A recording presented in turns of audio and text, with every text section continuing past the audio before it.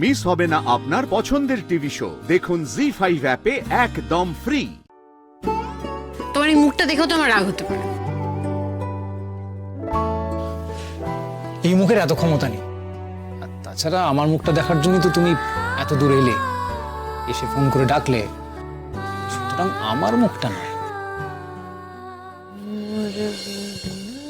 ওঠে কোন সুরে বাজে, কোন নবচঞ্চল ছন্দে মোর বীণা ওঠে কোন সুরে বাজে, মন অন্তর কম্পিত।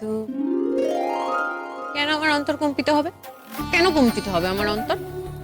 ওই বদ ছেলেটার জন্য। এত কিছুর পরে কি কাঁদছেন? না আমি কেন চাকরি না করে বিয়ে করে নিচ্ছি? করবো না আমি চাকরি। আমার যে বিয়ে হয়ে যাচ্ছে সেই দিকে কোনো হুঁশ নেই লোকটা। করবো না চাকরি, ইচ্ছে নেই আমার চাকরি করার। করবো না, তোমার কথা আমি চাকরি করবো, করবো না চাকরি। আর সে কোন তরুণ অশান্ত ওড়ে বসনাঞ্চল প্রান্ত, আলোকের নৃত্যে বনান্ত। হাই দ্রৌপদী। ও তোরা, বাবা কি ব্যাপার, কি চাই? সেরম কিছুই না, আমরা তোকে একটু জ্বালাতে এলাম। আর নতুন কি আছে? জন্মস্তক তো দিদি ভাইকে জ্বালিয়েই চলেছ। আজকে ফরার চেঞ্জ একটা কাজ কর, আজকে দিনটা আমায় রেয়াত করে দে। তোরা যা। এই দিদি ভাই কেন রে, আজকে স্পেশাল কি আছে? বলো বলো বলো। আজকে স্পেশাল কি থাকবে? আরে বাবা, আমি তো সেটাই জানতে চাইছি। না আজকে হঠাৎ রিয়াক্ট করতে বললি তো তাই? তোর কি অর্জুনদার কথা ভেবে মন উড়ু উড়ু করতে শুরু করে দিয়েছে?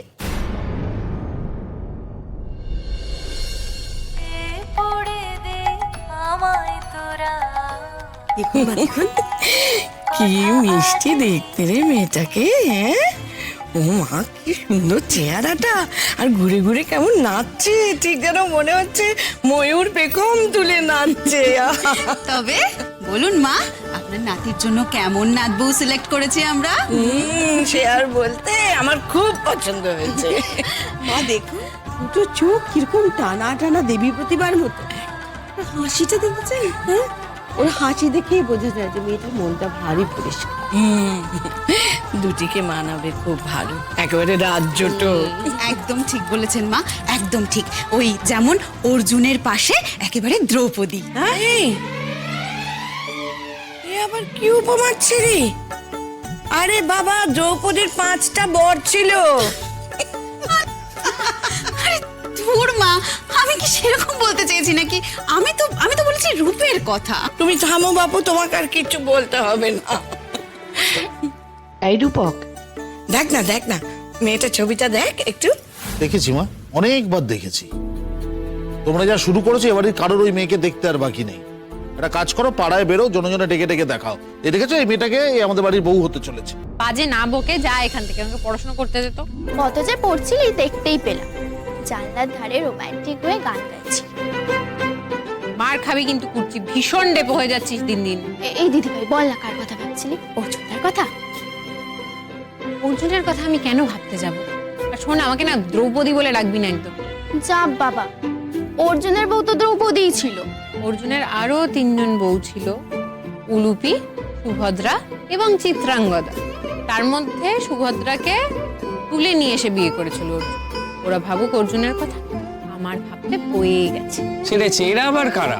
দিদি ভাইয়ের সতীন। এই গোটা বিষয়টা না আমার মাথার উপর দিয়ে যাচ্ছে। এই 3জন মহিলা এলো কোত্থেকে? আর অর্জুন আবার কাকে কিডন্যাপ করেছে? মহাভারতের বিষয় তো, তোর মাথার ভেতর দিয়ে যাবেও না, তোর মাথার উপর দিয়েই যাবে। তুই ছেড়ে দে বাবা।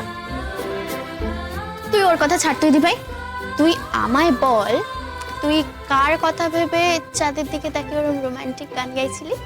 চাঁদ কোথায়? চাঁদ নেই, কেমন মেঘ করে রয়েছে, দেখ একবার তাকিয়ে। আরে চাঁদ থাক আর না থাক, তুই কারোর কথা ভাবছিলি এটুকু তো শিওর। এই বললা বললা, কার কথা ভাবছিলি? তার কথা কেউ ভাবে না। সেটা আবার কে? কর্ণ। কর্ণ? কর্ণ মানে তো কান, তুই কানের কথা ভাবছিলি? এটা কে রে? কোথা থেকে একটা ইডিয়েট ভাই পেয়েছি। তুই ওর কথা ছাড়, তুই একটা আব্বুলিস। এই দিদি ভাই, তোর মনে হয় না দ্রৌপদীর কর্ণের উপর একটা ক্রাশ ছিল? হতেই পারে, ওরকম বীর যোদ্ধা, ওরকম পৌরুষ, অর্জুন নেহাত কর্ণকে ছলনা করে হারিয়েছিল, কিন্তু ওই পৌরুষ, ওরকম একজন মানুষের সামনে কেউ টিকতেই পারে না। অবশ্য কর্ণ দ্রৌপদীকে অপমান করেছিল সকলের সামনে, সাংঘাতিক অপমান। দিদি ভাই, শোন, ছেলেগুলো কেউই খুব একটা সুবিধের নয়।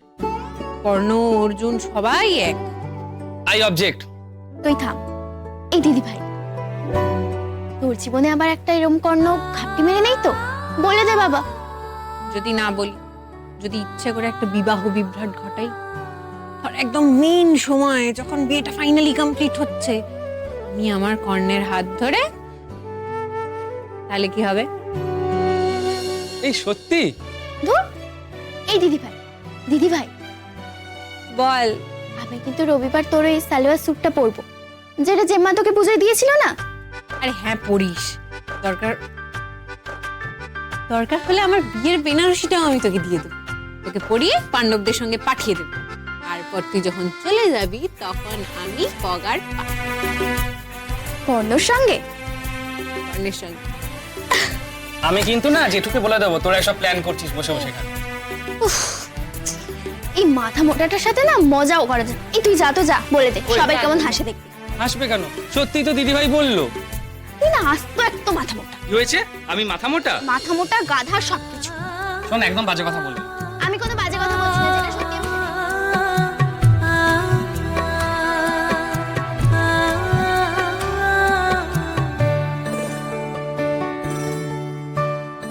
আসতে বললে মেয়েটাকে একদিন এখানে। কার কথা হচ্ছে? কাকে আসতে বলবি? কার কথা? ওই যে কঙ্কাবতী। অঙ্কাবতী? ও, কালকে যে মেয়েটা এসেছিল, জানেন মা, মেয়েটাকে কি মিষ্টি দেখতে।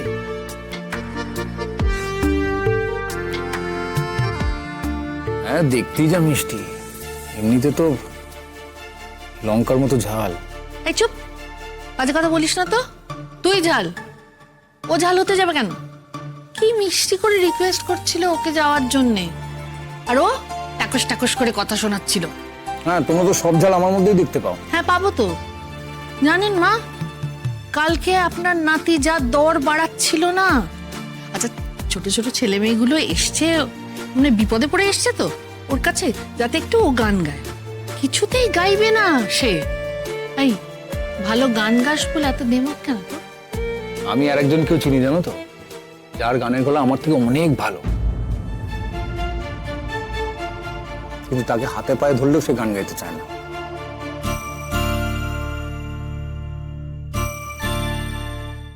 জি5 ডাউনলোড করুন আর সব এপিসোড দেখুন একদম ফ্রি।